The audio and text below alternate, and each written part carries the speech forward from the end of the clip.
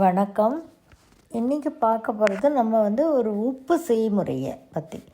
இந்த உப்பு நான் ஆல்ரெடி முருங்கை உப்பு சொல்லியிருக்கேன், இன்னொரு உப்புன்னு சொல்லியிருக்கேன், 7 மூலிகைகளை போட்டு செய்கிற உப்புன்னு சொல்லியிருக்கேன்.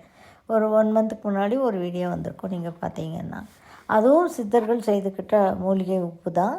இப்போ சொல்ல போகிறதும் சித்தர்கள் செய்துக்கிட்ட மூலிகை உப்பு தான். இது வேறு மூலிகைகள், அது வேறு மூலிகைகள் இருக்கும், அவ்வளோதான் வித்தியாசம். மூலிகைகளில் தான் வித்தியாசம் வருமே தவிர வேறு எதுலேயும் வித்தியாசம் கிடையாது. மூலிகைகள் பெயரில் தான் வித்தியாசங்கள் வரும். இப்போ நான் சொல்ல போகிற மூலிகை உப்பு எல்லோரும் ஈஸியாக நீங்கள் வீட்டிலையே செஞ்சுக்கிட்டு யூஸ் பண்ணிக்கக்கூடிய ஒரு உப்பு தான் இது. இது என்னென்னா ஹெல்த்துக்கு ரொம்ப பெனிஃபிட்டான உப்பு. நம்ம உப்பு கண்டிப்பாக எல்லா சமையல்லையும் உப்பு கண்டிப்பாக போடுறோம் இல்லையா? உப்பு இல்லாமல் எதுவும் பண்ணுறது கிடையாது. இந்த உப்பு கரெக்டானதாக இல்லைன்னா நம்மளுக்கு கெடுதலை உண்டுபாக்குது. அதனால தான் டாக்டர்ஸ் இன்றைக்கி உப்பு குறைச்சிடுங்க, உப்பு சாப்பிடாதீங்கன்னு சொல்கிறாங்க. நீங்கள் சித்த வைத்தியத்துக்கு போனால் கூட நிறைய உப்பு நிறுத்திட சொல்லுவாங்க. அந்த மருந்துக்கு உப்பு சாப்பிடக்கூடாது இப்படிலாம் சொல்லுவாங்க. ஸோ இது ஒரு மூலிகை உப்பு. இது என்னென்னா அந்த காலத்து சித்தர்கள் பயன்படுத்திய மூலிகை உப்பு. அவங்க எப்படியெல்லாம் ப்ரிப்பேர் பண்ணிக்கிட்டாங்க, அன்றைக்கி அந்த காலகட்டங்களில் எப்படி உடலில் எப்படி பாதுகாத்துக்கிட்டாங்க அப்படின்றத பற்றிட்டு ஒரு செய்முறை விளக்கம் இது உப்பு. கொஞ்சம் நீங்கள் கொஞ்சம் நல்லா கேட்டுக்கிட்டு எழுதி வச்சுக்கிட்டு அப்புறம் நீங்கள் பண்ணிக்கோங்க. வீட்டில் பண்ணிக்கக்கூடிய முறை தான். ஃபஸ்ட்டு 1 கிலோ உப்புக்கு ஸ்டார்ட் பண்ணுங்கள், போதும். 1 கிலோ உப்பு நீங்கள் பண்ணிங்கன்னாவே ரொம்ப நாள் யூஸ் பண்ணலாம். அதனால் 1 கிலோ உப்புக்கு முதல்ல ஸ்டார்ட் பண்ணுங்கள். என்ன பண்ணணும்? 1 கிலோ உப்பு நாட்டு மருந்து கடையிலையும் எல்லாம் கல்லுப்பு வாங்கிக்கிட்டு அந்த காலத்தில் சித்தர்கள் என்ன பண்ணியிருக்காங்கன்னா மழை நீரில் இதை வாஷ் பண்ணி வடிகட்டி எடுத்துக்கிட்டாங்க. துணியை வச்சு வடிகட்டி எடுத்துக்கிட்டாங்க. இப்போ நம்ம என்ன பண்ணலான்னா மழை நீரில் இல்லைன்னா டிஸ்டில்டு வாட்டரில் வடிகட்டி நல்லா கரைச்சி வடிகட்டிக்கணும். வடிகட்டினதுக்கப்புறம் தண்ணி வரும் இல்லையா? அந்த தண்ணியை திரும்ப அடுப்பு மேலே வச்சோம்னா திரும்பி அது உப்பாயிடும். நல்லா கொதிச்சு திரும்பி உப்பு பதத்துக்கு வந்துடும். அது உப்பாயிடும். இந்த உப்போட கூட என்ன பண்ணணும் அப்படின்னா 1 கிலோ உப்புல நம்ம போட்டிருக்கோம். அந்த 1 கிலோவுக்கு ஒரு 50 கிராம் ஸ்பைருலினா, கடற்பாசின்னு சொல்லுவாங்க. அந்த கடற்பாசியை கொண்டு இந்த உப்பில் போட்டு அகெயின் நல்லா வறுக்கணும். அதை பயங்கரமாக வறுக்கணும். என்ன மாதிரி பண்ணோன்னா இந்த சுருள் பாசி உப்பும் ஒன்றா இணைஞ்சிடணும். இந்த சுருள் பாசி எல்லாமே உப்போட கூட கலந்துடணும். அவ்வளோதான்.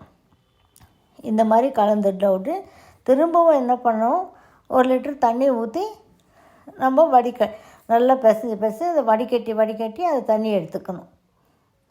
உப்பு சுருள் பாசி கலந்த நீரை வடிகட்டி எடுத்துக்கணும்.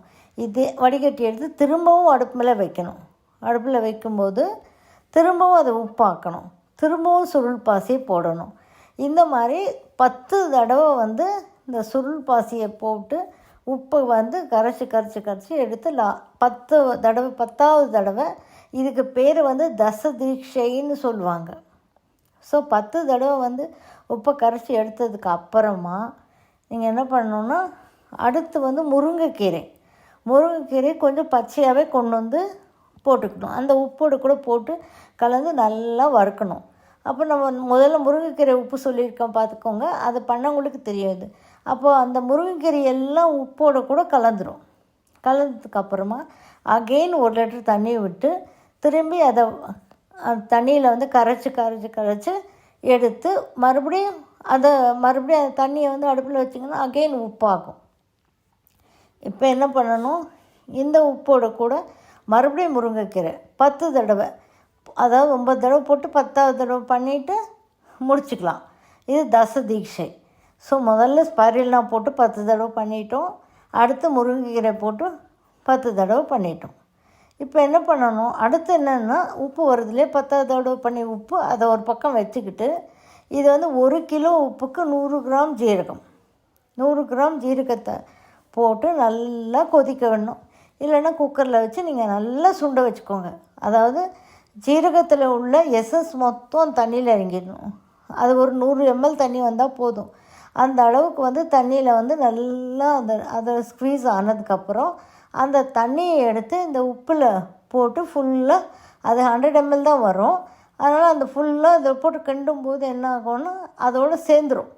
இந்த ஜீரகம் வாட்டரும் அகெயின் வந்து உப்பும் ரெண்டும் ஒன்றா சேர்ந்து வரும். இந்த சேர்ந்து வந்ததுக்கப்புறம் என்ன பண்ணணும்னா இதை மறுபடியும் 1 லிட்டர் தண்ணி விட்டு மறுபடியும் வடிகட்டணும்.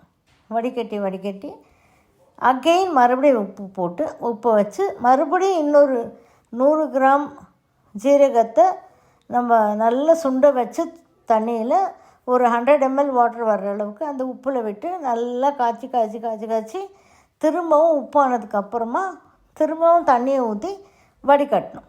இதே மாதிரி இதுவும் தசதிஷே தான். 10 தடவை நம்ம வந்து 10வது தடவை ஜீரகம் முடிஞ்சிருச்சு. அப்புறமா அகெயின் நம்மளுக்கு உப்பு கிடச்சிருக்கு இல்லையா, இந்த உப்பை வந்து திரும்பி என்ன பண்ணணும், துளசி இலை. இப்போ 1 கிலோ உப்புக்கு வந்து ஒரு 100 கிராம் துளசின்னு வச்சுக்கோங்க. 100 கிராம் துளசி 100 கிராம் துளசியை போட்டு ஃபுல்லாக துளசி பச்சை இலையாக போட்டு ஃபுல்லாக வறுத்து துளசி எல்லாம் உப்போடு கலந்துடணும். கலந்துட்டதுக்கப்புறமா அகெயின் வந்து தண்ணியை ஊற்றி வடிகட்டி எடுக்கணும். வடிகட்டி திரும்பி எடுத்து அந்த தண்ணியை திரும்பி அடுப்பில் வச்சு திரும்பி உப்பாக்கி திரும்பவும் துளசி இலையை போட்டு திரும்பி வறுத்து திரும்பி தண்ணி எடுத்து திரும்பி இதே மாதிரி 10 டைம்ஸ் துளசி இலை. தீட்சை முடிஞ்சிச்சுங்களா. நெக்ஸ்ட்டு என்ன பண்ணணும், சப்ஜா இலை, திருநீற்று பச்சிலை சொல்லுவாங்க இல்லைங்களா. அந்த திருநீற்று பச்சிலையை வந்து அகெயின் வந்து இதே மாதிரி உப்பு ப்ராசஸ் வந்து இவ்வளோ தான். இப்போ ஒவ்வொரு தடவையும் இந்த உப்பானதுக்கப்புறமா திருநீற்று பச்சிலையை 100 கிராம் போடுங்க. பச்சை இலையை 100 கிராம் போட்டு நம்ம இப்போ வந்து திருநீற்று பச்சிலை 100 கிராம் போடுவோம். 100 கிராம் போட்டு வறுத்து அப்புறமா தண்ணியை போட்டு வடிகட்டி எடுத்துக்கிட்டு இதே மாதிரி 10 தடவை திருநீற்று பச்சிலையை போட்டு எடுத்துக்கணும். அப்புறமா இன்னொரு லாஸ்ட்டு 6வது தடவை வந்து புதினா இலை, அதுவும் 100 கிராம். 1 கிலோ உப்புக்கு 100 கிராம்ஸ் போட்டு வறுத்து இந்த புதினாவை கலந்து தண்ணி எடுத்து உப்பு எடுத்துக்கணும். இந்த உப்பு இவ்வளோ 6 மூலிகையும் கலந்து கிடைக்கிது நம்மளுக்கு. இப்போ 7வது தடவை என்ன பண்ணணும் அப்படின்னா எல்லா மூலிகையுமே ஸ்பைரல்னா 10 கிராம், முருங்கை இலை 10 கிராம், ஜீரா 10 கிராம், அப்புறம் துளசி இலை 10 கிராம், திருநீற்று பச்சிலை 10 கிராம், புதினா இலை 10 கிராம். இந்த 6 எல்லாத்தையுமே அப்படியே இலையாக ஜீராவை கூட அப்படியே நீங்கள் போட்டுடலாம். வேணாம் தண்ணி கரைக்க முடியலன்னா அப்படியே கூட போட்டு ஃபுல்லாக வறுத்து எடுக்கணும்.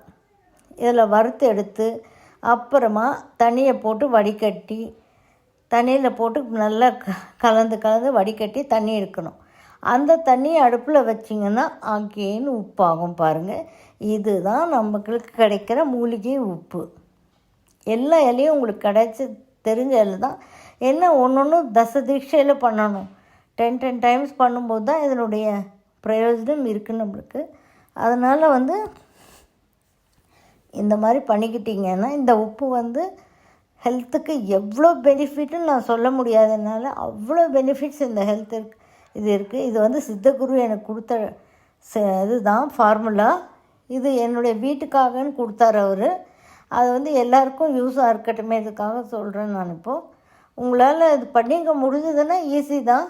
பண்ண முடியலன்னா 100 கிராம்ஸ் பேக்கெட்ஸில் வந்து தயார் பண்ணுறோம் நாங்கன்னா பல சித்த வைத்தியர்கள் வந்து தயார் பண்ணி கொடுக்குறாங்க. ஏன்னா இது கொஞ்சம் எரிச்சு பண்ணுற வேலை இல்லையா, அதனால் 100 கிராம்ஸில் வந்து பேக்கெட் பண்ணி கொடுக்கலாம். இந்த உப்பு வேணான்றவங்களுக்கு நீங்களே பண்ணிக்கோங்க. ஆனால் ரொம்ப பியூட்டிஃபுல்லான ஃபார்முலா இது. நீங்கள் இந்த உப்பு வந்து சாப்பிட பழகிட்டிங்கன்னா எந்த உப்பும் பிடிக்காது உங்களுக்கு. அந்தளவுக்கு வந்து ரொம்ப ஹெல்த்தியான ஒரு உப்பு இது, மூலிகை உப்பு. இந்த மூலிகை உப்பை நீங்கள் ப்ரிப்பேர் பண்ணிக்கோங்க.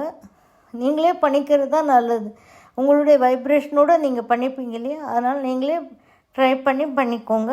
பண்ணிக்கிட்டு உங்களுக்கு இதை கமெண்ட்ஸில் சொல்லுங்கள். தேங்க்யூ ஃபார் வாட்சிங். வீடியோ உங்களுக்கு பிடிச்சிருந்தால் லைக் பண்ணுங்கள், ஷேர் பண்ணுங்கள், கமெண்ட் பண்ணுங்கள், சப்ஸ்கிரைப் பண்ணிக்கோங்க, பெல் ஐக்கான் ப்ரெஸ் பண்ணிக்கோங்க. ஸோ தட் நாங்கள் போடுற எந்த வீடியோவும் மிஸ் பண்ணாமல் உங்களுக்கு நோட்டிஃபிகேஷன் வரும்.